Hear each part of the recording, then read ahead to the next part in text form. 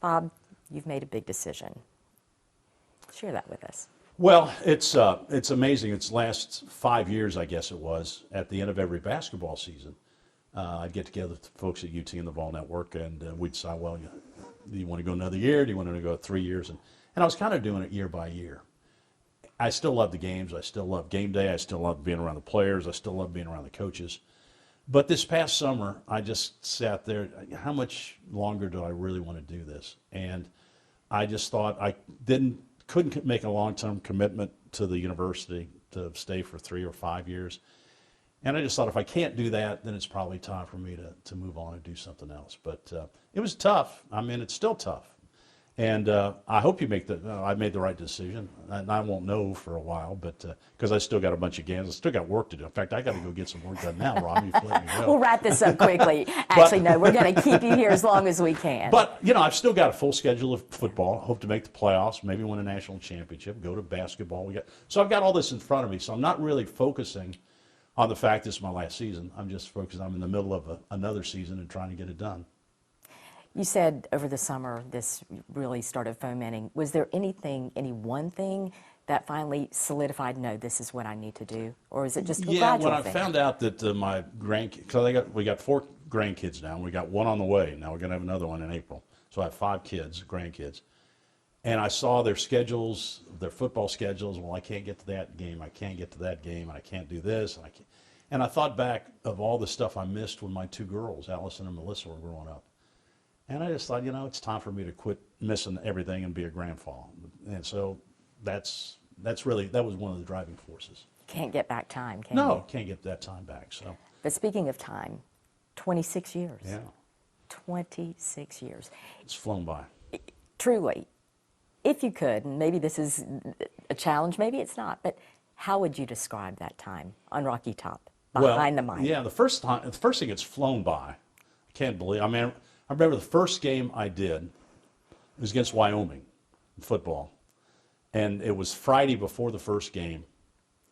And I'm nervous. What have I done? I'm trying to replace John Ward, this legend, and what am I thinking? And how's this going to work out? And somebody walks in my office and said, they're getting ready to tow your car from the parking lot right outside.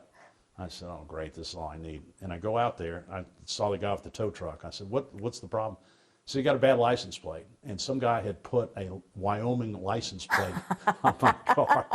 And I look around, and there's like 5 guys sitting there laughing. I said, thanks a lot. So then I'm walking to the game on Saturday, the first time, and I'm nervous. I'm thinking, what the heck how's this going to work? And, have I made a mistake? And trying to replace this legend, you want to be the next guy sometimes. And I'm walking to the stadium from my office there in Stokely Center. And I walk by the volunteer statue. I'm going to make my big entrance for my very first game. And this guy is in the back of a pickup truck carrying ice to the stadium. He comes around the corner and says, hey, Bob, good luck tonight. Don't embarrass us. Gee, thanks. Yeah, exactly. That kind of hit me in the solar plexus. All right, I'll try not to embarrass you. So, that night I just tried to get the score right and get the commercials in and just get through it. And it got easier after that. And then doing the games has always been... to me, it's the next best thing to playing. You get the same butterflies, and Robbie, you get butterflies before you do a big live shot or something. Absolutely. Same thing.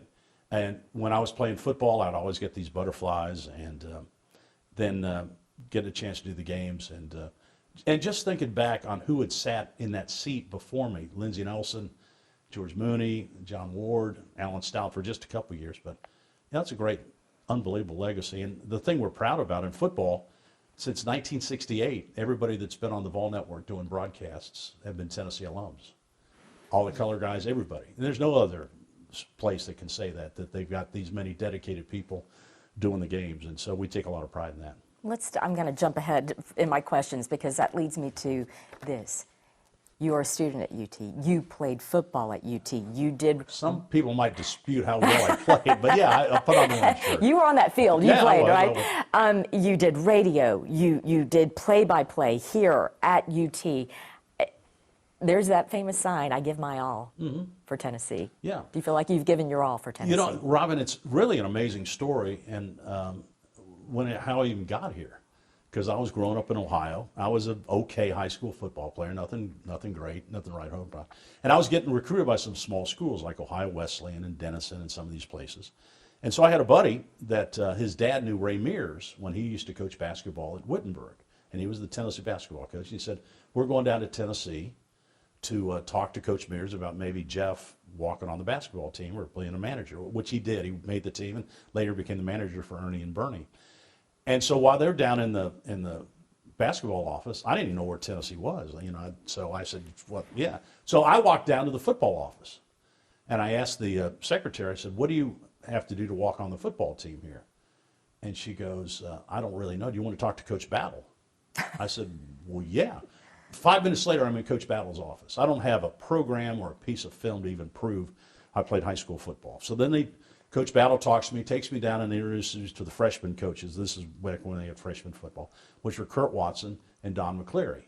And they put on film about what the fullback does in their office. And Condridge Holloway is getting ready to be their quarterback, and they're talking about the speed option and the veer and all these kind of things. And so they showed me the offense, and then he walked me back down to Bill Battle's office, and he hands me a workout sheet.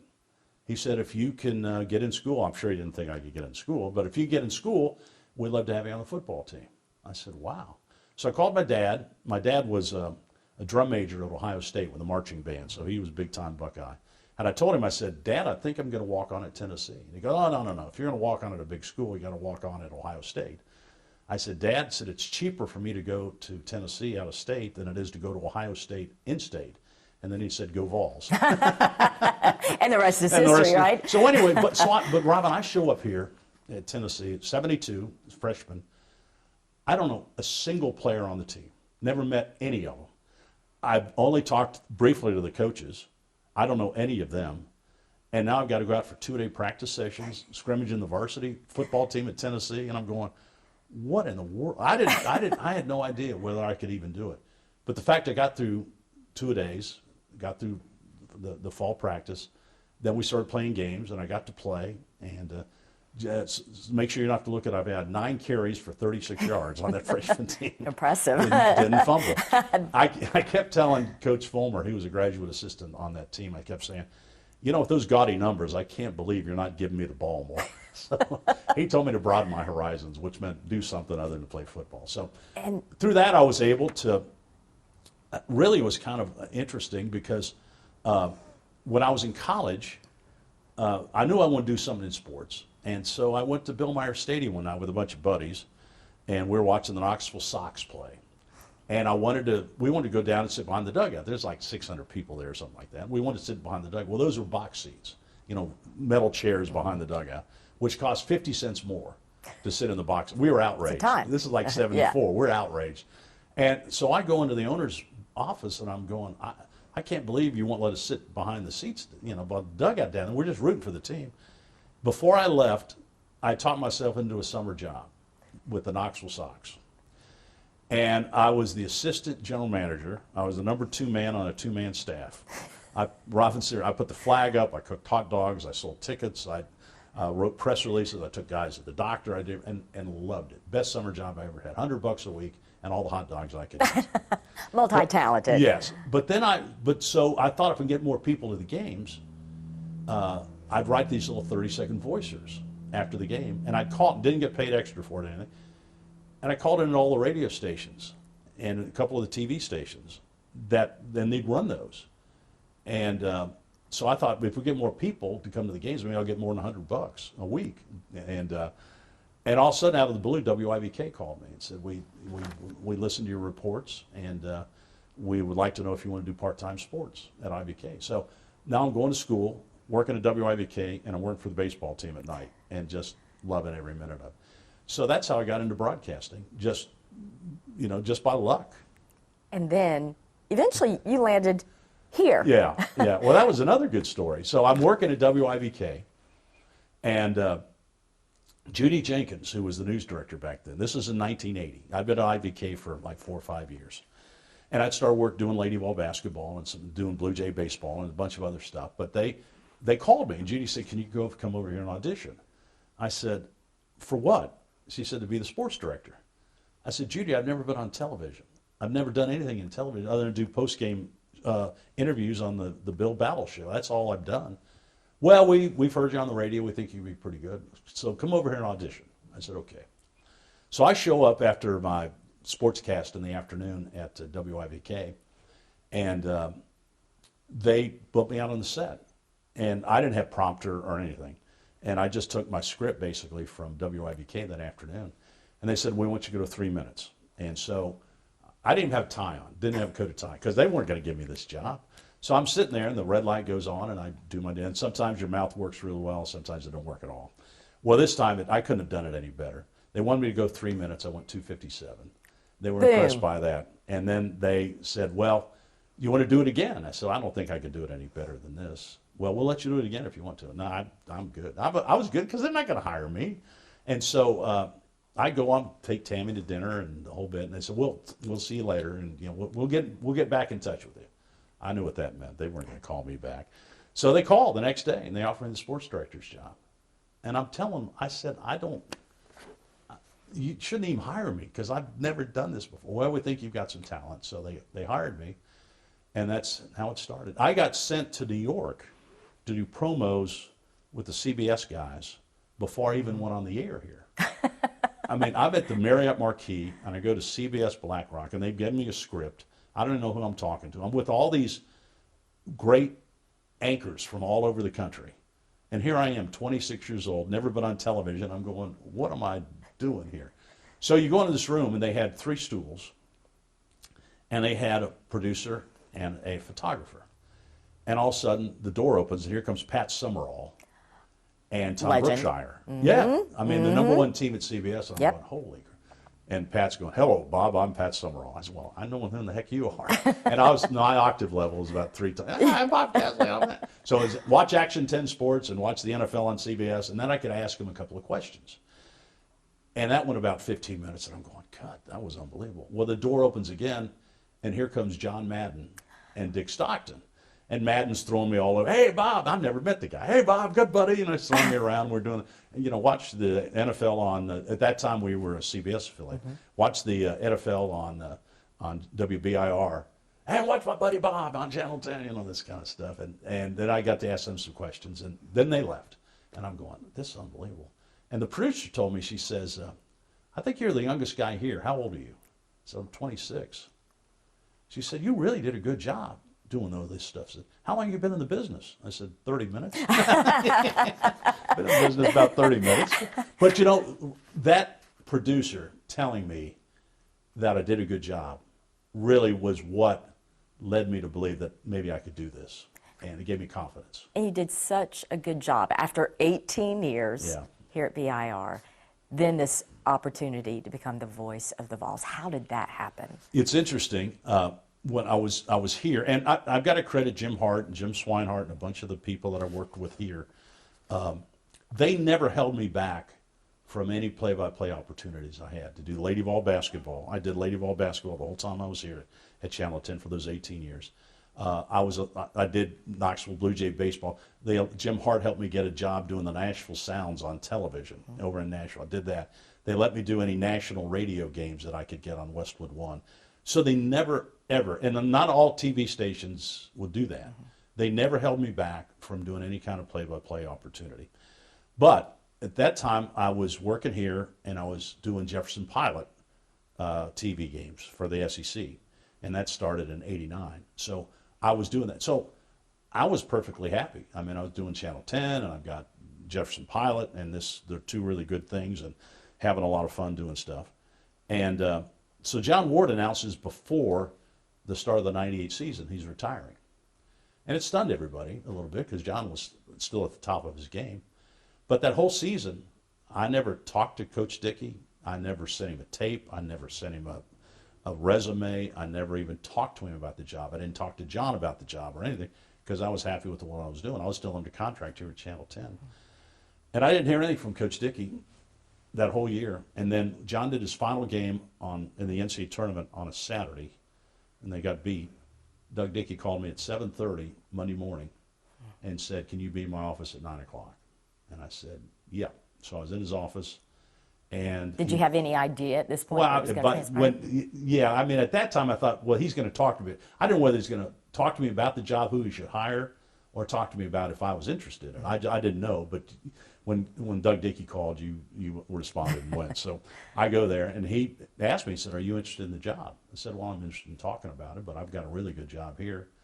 And so we talked on Monday, and he said, "Come back Wednesday." And so I went back Wednesday, and we talked a little money on Wednesday.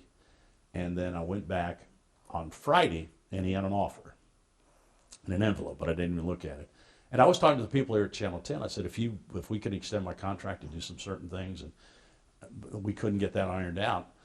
And so I had that envelope from Coach Dickey, and I kept it over the weekend. I was too scared to open it because I was playing a little poker, you know. Oh, yeah. Oh, yeah. And I was really afraid to open it. And so Monday morning I had a lawyer in town kind of help me negotiate some of the contract. And I'll never forget, he opened the envelope from Coach Dickey, and he said, "What did you ask for?" And he thumbs through it.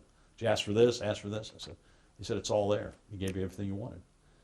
And then he told me one really smart thing. He said, "You know, this is over. This is over." Because I'd kept Channel 10 abreast that whole week what was going on.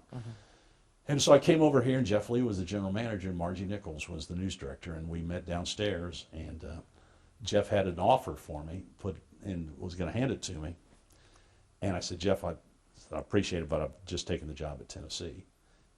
And I'll never forget, he put it back under his arm, didn't try and talk me out of it, stuck out his hand, said, "Good luck, congratulations."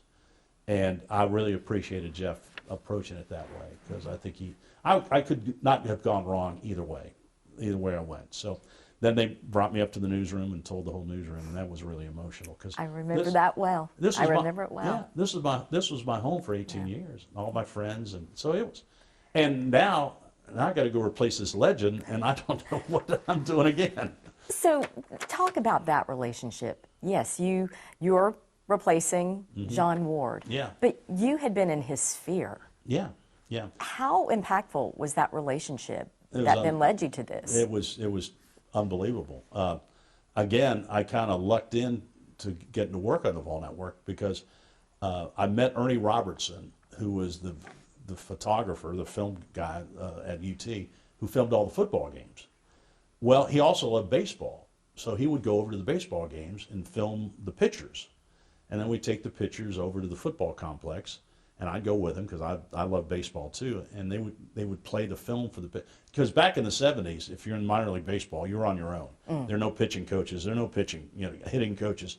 If you got a problem, you're in a slump, it's up to you to get out of it. But Ernie helped those guys because they could actually see themselves on a big screen, and they could see if their knee was bent or if they weren't releasing the ball properly. And a bunch of those guys on those Knoxville teams back then made it to the big leagues, and a lot of it was because of Ernie.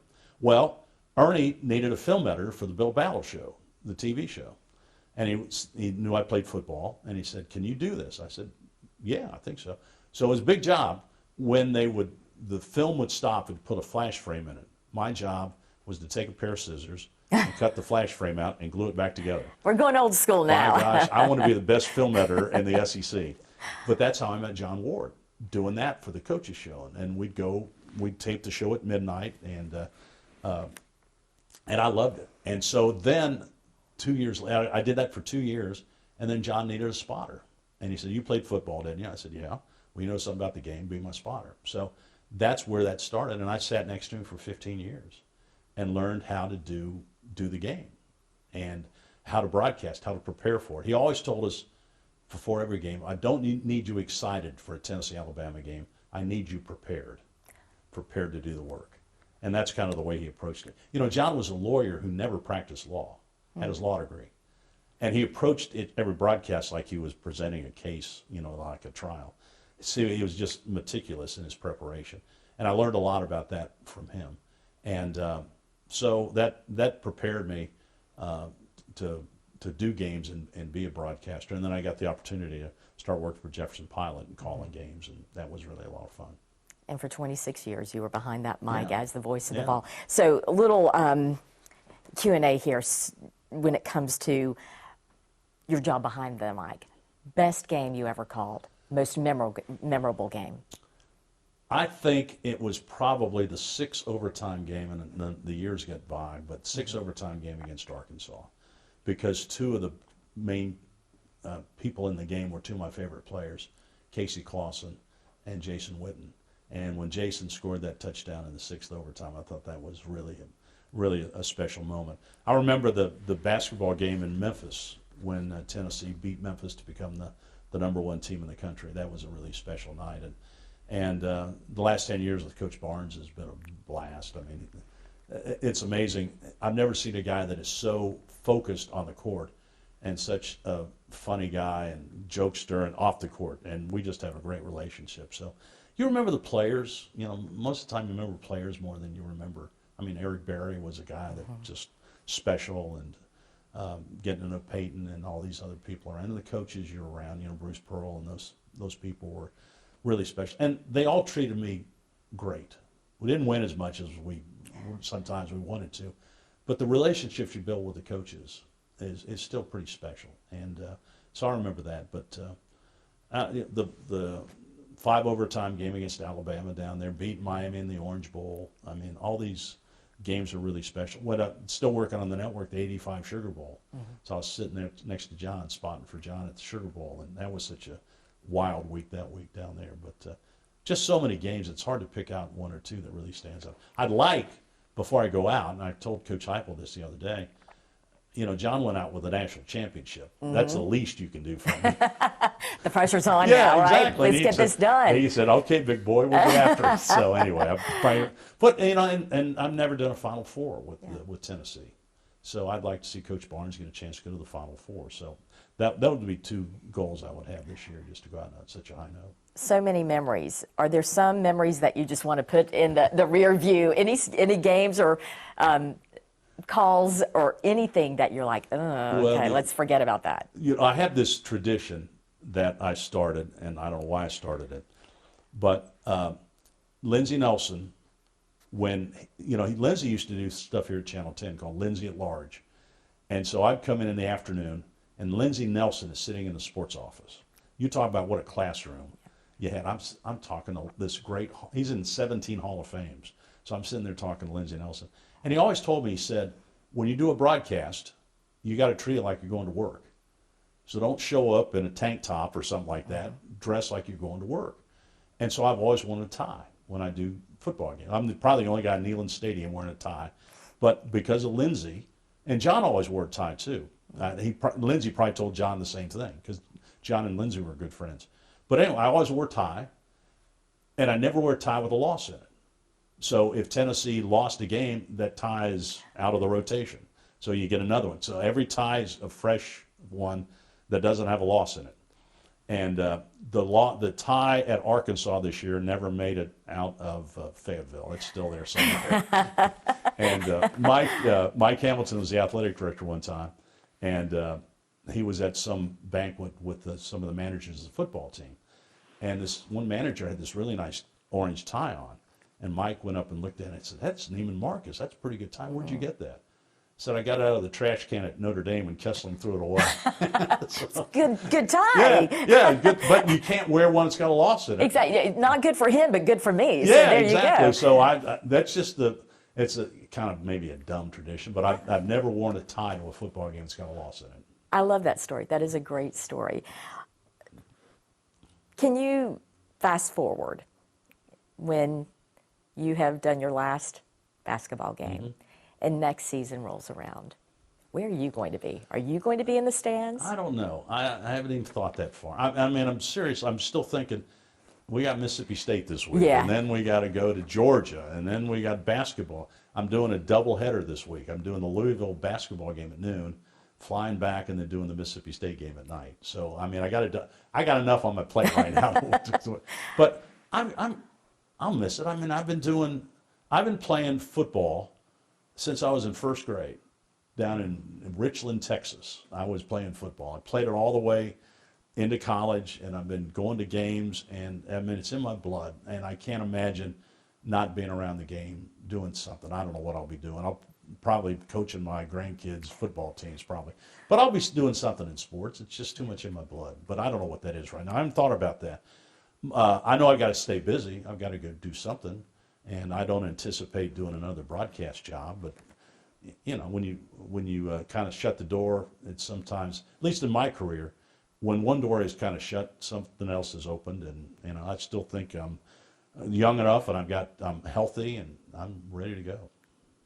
What piece of advice would you give that next person who's going to step behind the mic? Well, this is a good story that my dad told me when I was getting ready to take over for John. Because I was thinking, do I need to say give him 6, and do I need to do all the stuff that John did? How should I do it? And my dad said, well, here's a story about this old man that was taking some material to the next town, and his truck broke down. So he had a donkey. He was going to put the material on the back of the donkey and take it down the path. So off he goes. Well, this little boy suddenly comes up to him and says, can I go with you? And he said, sure. So they go down the path, the boy and the donkey and the old man. Well, the little boy gets tired. So the old man puts the little boy on the back of the donkey, and they go down the path. Well, a guy comes the other way and says, little boy, I can't believe you're riding on the back of that donkey, making that poor old man walk. So the old man takes the little boy off the donkey. He gets on it. They go down the path.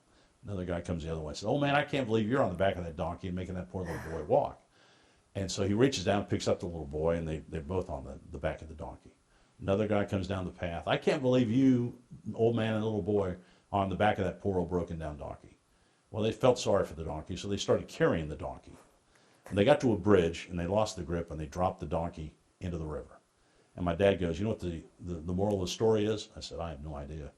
He said, if you try and please everybody, you're going to lose your ass.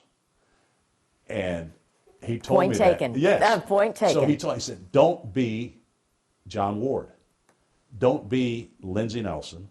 They're not hiring John Ward II. They're hiring Bob Kesling.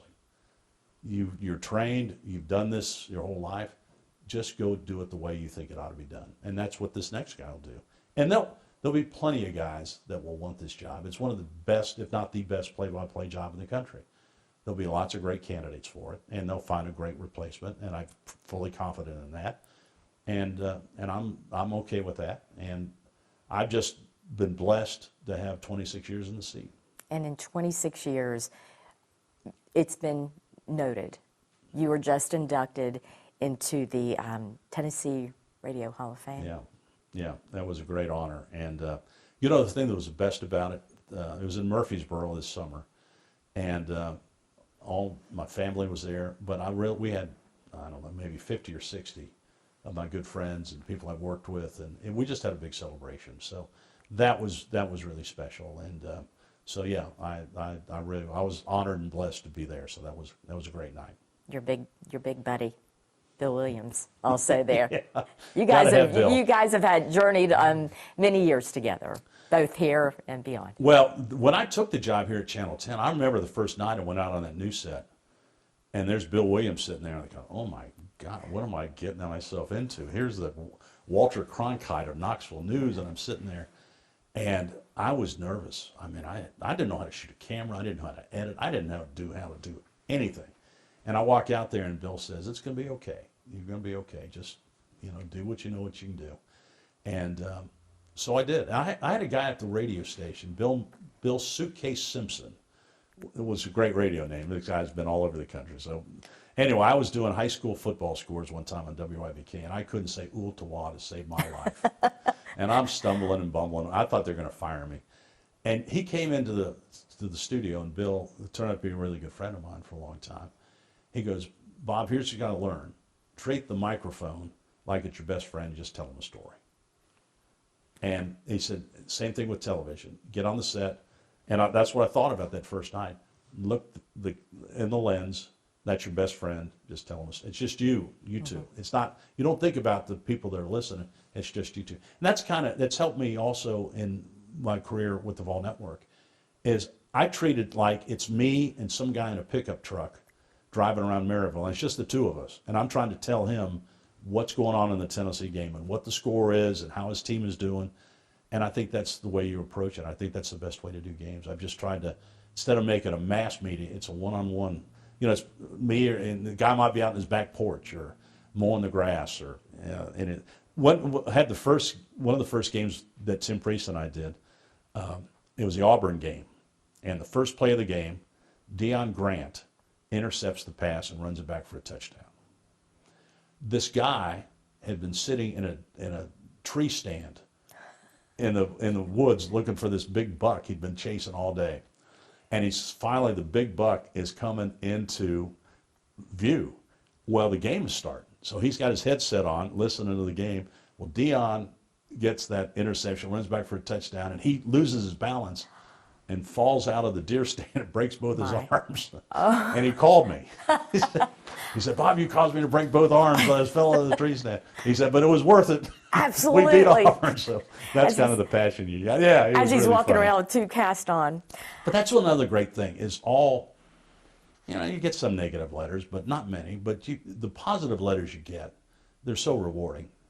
We had a great story the other night.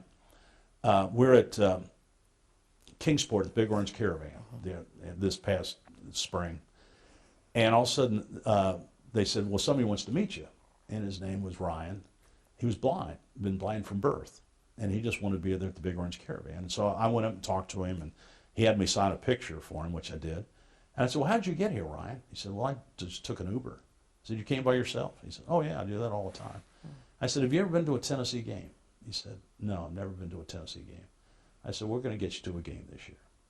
So his grandmother brought him the other night, and he was sitting in the booth, and he had one ear, one of the earmuffs on this side that he could hear the game, the broadcast. But then he had the other one off so he could hear the crowd and the band. And he told me, he said he'd always heard on the radio, all this kind of stuff. But there he was actually hearing the crowd roar and the band. And those are the type of things that you remember, that you can reach out and help some people. And it's really special sometimes. It's a relationship. Yeah. You create a relationship, and you have created this 26-year relationship with Vol Nation. Yeah, I've tried to. Any final words that you would like to pass on? No, I just want to thank everybody. And Lindsey Nelson told me once that you need to take a job with passion. And it's not necessarily your passion, it's the passion of the people that are listening. Because if you're doing games and nobody's listening, trust me, it's no fun. Yeah. And I always know that the passion of the Tennessee fans is there, and they listen, and when you make a mistake, they let you know. You know how that goes. But just the fact that when you go out and you go across this. One thing I did when I took the job, I went to every single radio station on the Vol Network. And I told them, I'll come there, I'll go to your Rotary Club, I'll go see your advertising, anything you want me to do. And I learned that the state is indeed 3 grand divisions. And West Tennessee is different from East Tennessee, and Middle Tennessee is different from West Tennessee. But I met all these people and made relationships. And every time I'd stop at a station, in West Tennessee, for example, it was such a big deal that somebody from the Vol Network was there. And the brand of the Vol Network is so powerful and strong across the state. And the Power T is so strong. It's just, it's special, and it means so much. When you live here in Knoxville, we get it all the time. But the people in West Tennessee, they're starved for it. The people in Middle Tennessee are starved for it. And I found that out. So it's been a blessing. And I knew it was going to be a big job and a big responsibility. But it has been just a labor of love, and it's just been really special for 26 years. I wouldn't trade it for anything. And I know I speak for all of Vol Nation. Thank you. Well, Thank you for your 26 years and bringing the play-by-play to life for us, telling us that story. Well, thank you, Bob, my friend. Thanks for listening, Robin. Always.